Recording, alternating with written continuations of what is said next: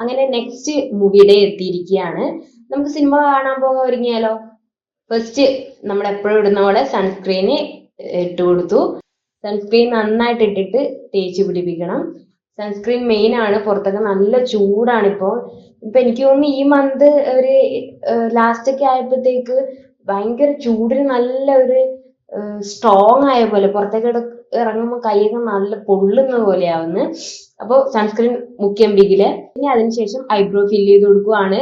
ഐബ്രോയുടെ ഒരു സൈഡിൽ ബ്രഷും ഒരു സൈഡിൽ ഐബ്രോ പെൻസിലും ആണ്.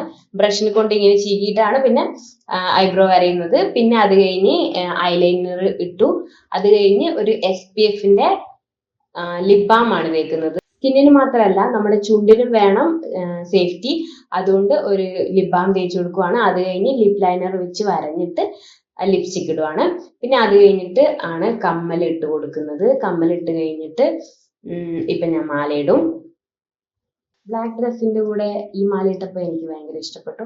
അതാണ് ഒരു ചിരിയൊക്കെ ഉണ്ടായിരുന്നത്.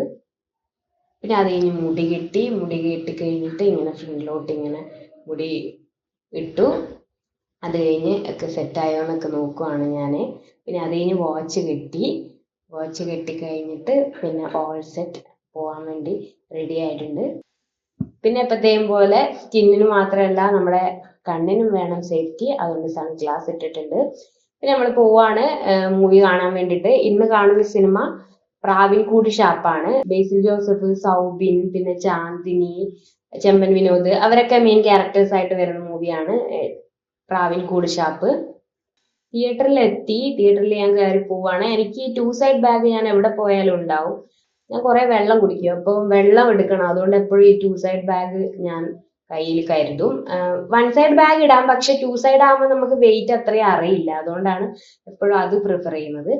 സിനിമ കണ്ടു, നല്ലൊരു സിനിമ തന്നെയാണ്. ഞാൻ സിനിമയുടെ റിവ്യൂ ഫുൾ വീഡിയോ ആയിട്ട് ചാനൽ അപ്ലോഡ് ചെയ്തിട്ടുണ്ട്. ഒന്ന് കണ്ടു നോക്കുക കേട്ടോ. കണ്ടിട്ട് അഭിപ്രായം പറയണേ. അപ്പൊ പിന്നെ അത്രയൊക്കെ ഉള്ളൂ. അത് കഴിഞ്ഞ് വീട്ടിലേക്ക് തിരിച്ചു വന്നിട്ട് പിന്നെ ഫുഡ് കഴിച്ചു. ഓക്കെ, അത്രയേ ഉള്ളൂ. ബൈ.